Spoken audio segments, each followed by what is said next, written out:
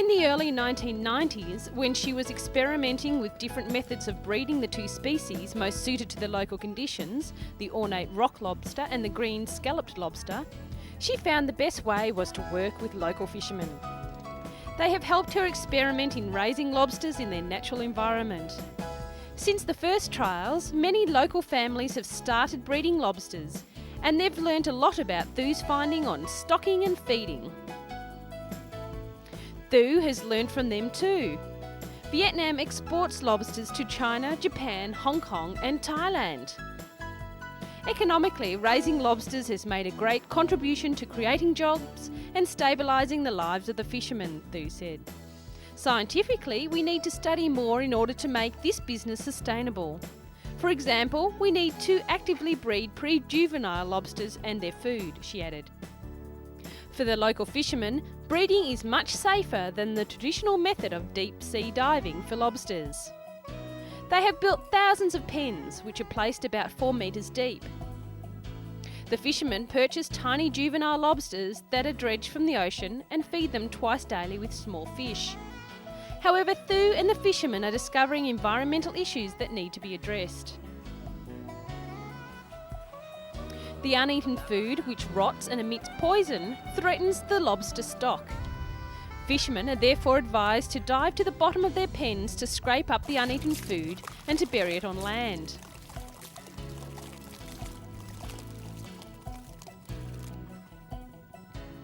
The new methods of breeding lobsters have brought big economical benefits to the coastal villages in Vietnam. This year, the price of lobsters has ranged from $22 to $28 per kilogram.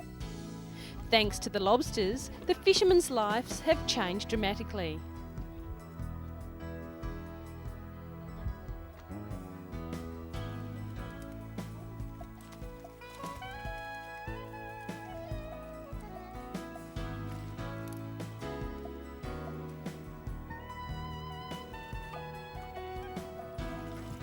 The lobster is a popular and expensive dish in a restaurant.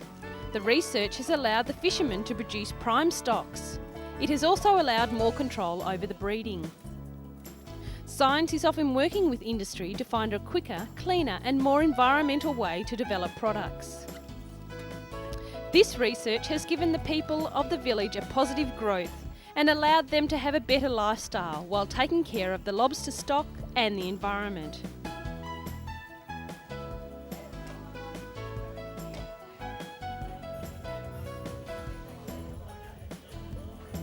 This is science lending a huge helping hand to this little fishing town.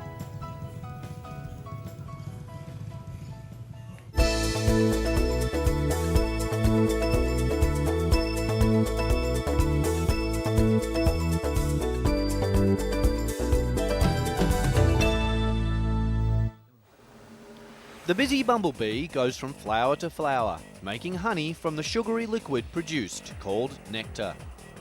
It's thought at least 4 species of bumblebee are now extinct.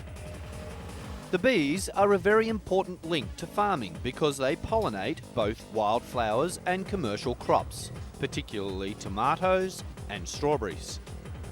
Their falling numbers are blamed on modern farming methods, the increased use of pesticides and loss of hedgerows in recent years.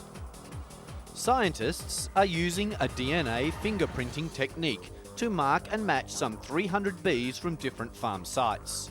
They are trying to work out the most popular places bees like to be, so they can compare different farming styles and different ways of managing the countryside that the bees like best. The bees live for only 8 short weeks, but in this time manage to build, supply and take care of the hive. The worker may visit 500 to 1,000 blossoms before her honey sac is full. By identifying which bees are worker bees and where they come from, the scientists can work out what areas and conditions are best for them to increase the numbers again. I don't know who is the busiest, the bees or the scientists.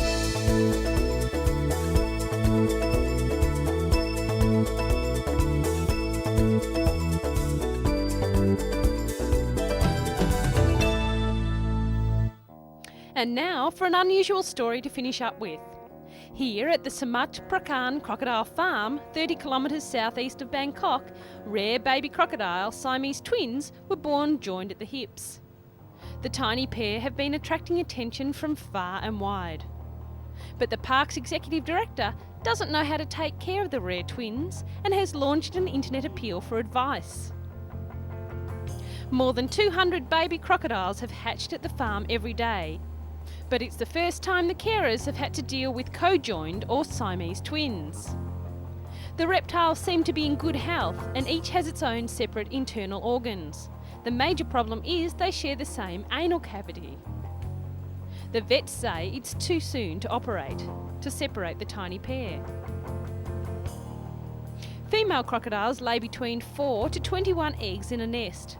Usually 60% of the eggs are lost due to predators or flooding.